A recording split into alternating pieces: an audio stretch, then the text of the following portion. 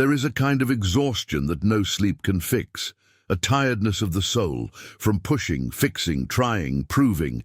You've done all the right things, said all the right words, made all the right plans, and still nothing feels aligned. You're stuck in the in-between, the ache of effort that yields no fruit, the frustration of doing everything and watching nothing move. And then comes the deeper pain, the invisible kind, not just of delay, but of disorientation. You start to wonder, is something wrong with me? Why does nothing flow anymore? You compare, you analyze, you pray harder, you force outcomes, and yet it all collapses in your hands like sand.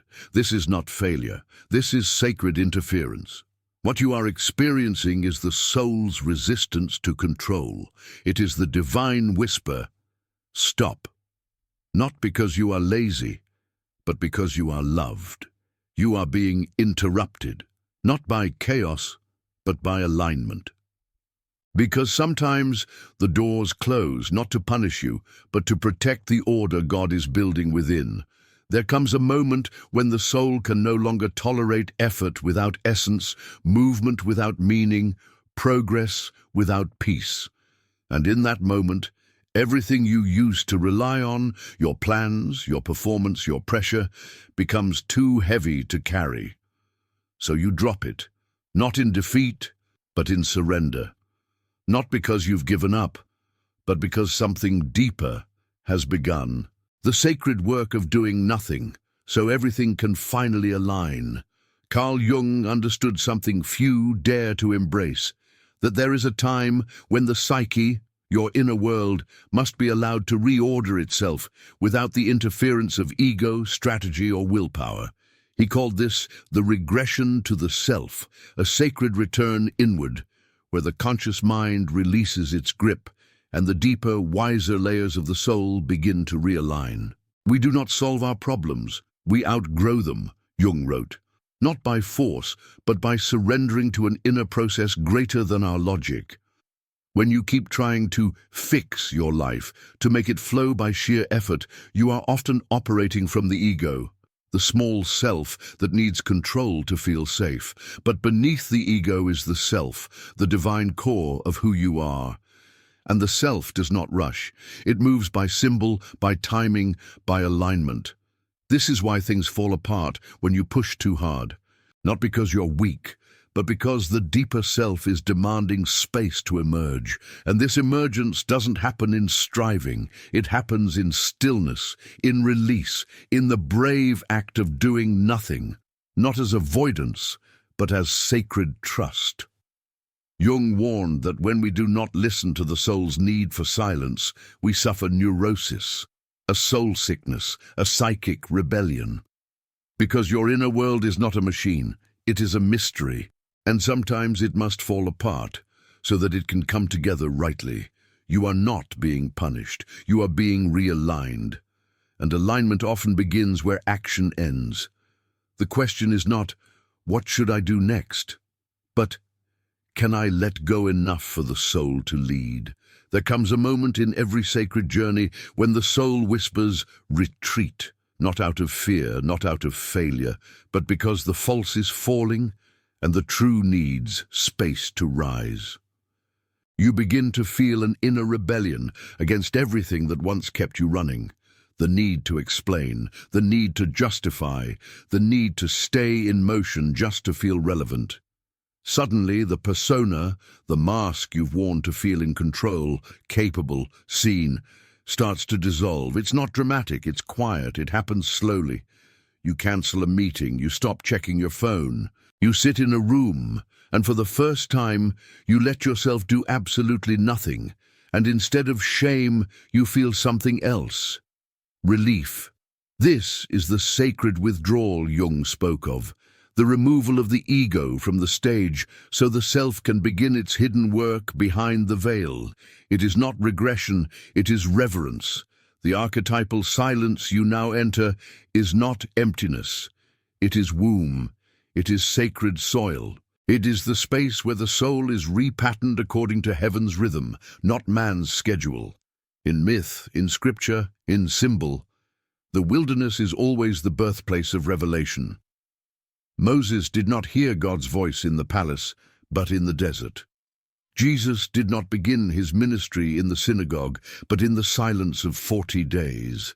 And you will not realign your life by performing louder, but by entering the holy hush where ego has no power.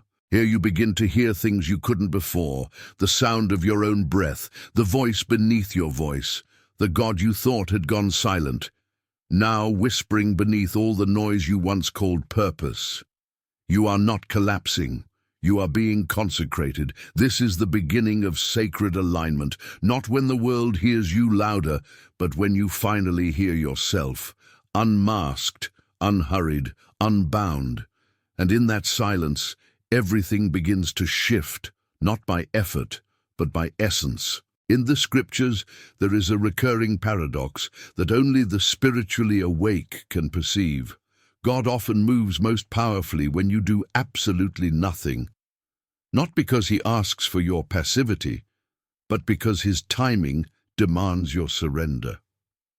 One of the most striking moments of this sacred principle is found in Exodus 14. The Israelites are standing at the edge of the Red Sea. Behind them, Pharaoh's army. Before them, an impossible sea. No exit, no plan, no more strength. And in that moment of ultimate powerlessness, God speaks through Moses. The Lord will fight for you. You need only to be still. Exodus 14:14. Still. Not strategize, not panic, not fix, but be still, because the divine was already in motion. This is the ancient law of alignment. The same stillness echoed in Psalm 46:10. Be still and know that I am God. Stillness is not passive. It is prophetic. It is the posture of the soul that trusts so deeply it can stop moving and start receiving. In the New Testament we find the same mystery. Jesus says in Matthew 6:28, "Consider the lilies of the field, how they grow. They neither toil nor spin, yet they are clothed in more glory than Solomon." Why?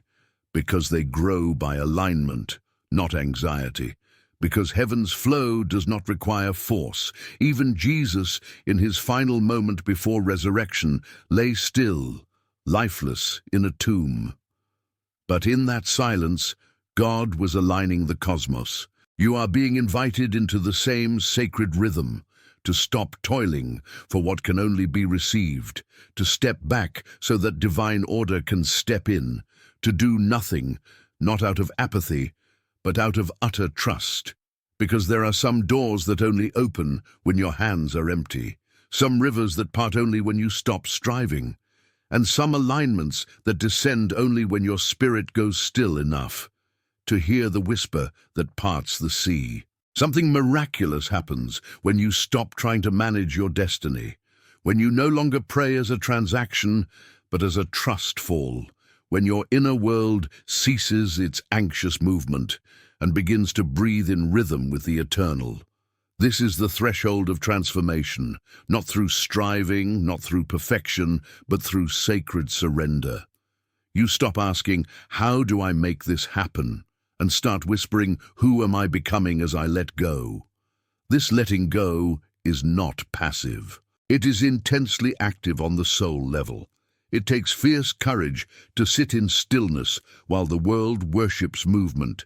It takes radical faith to say, "I will not rush what God is aligning." Carl Jung called this inner shift the movement from ego to self, a descent into your original wholeness, your divine blueprint. And as this deeper self awakens, the need to control begins to dissolve.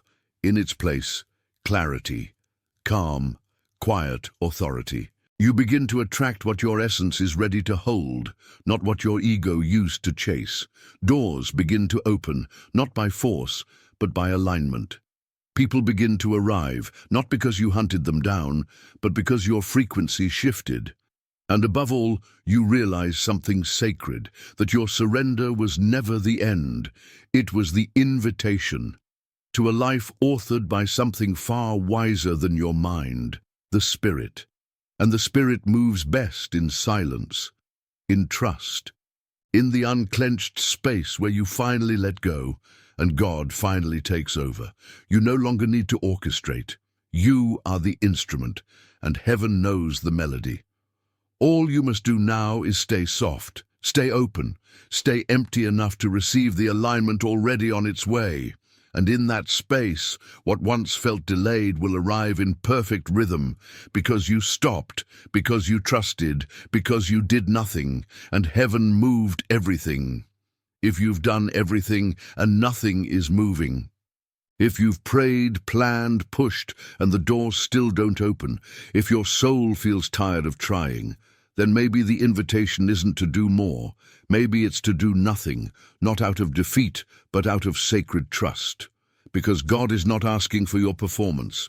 He is asking for your permission to move in ways you can't predict, to realign what you thought was broken, to unfold your path in divine rhythm, not human rush. You are not behind. You are not forgotten. You are being taught how to stop reaching so you can start receiving. Do nothing, and let the sacred order rise.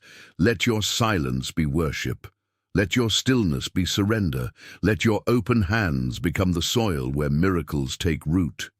Because when you do nothing, in trust, in presence, in surrender, you make space for everything that was always meant for you to finally arrive.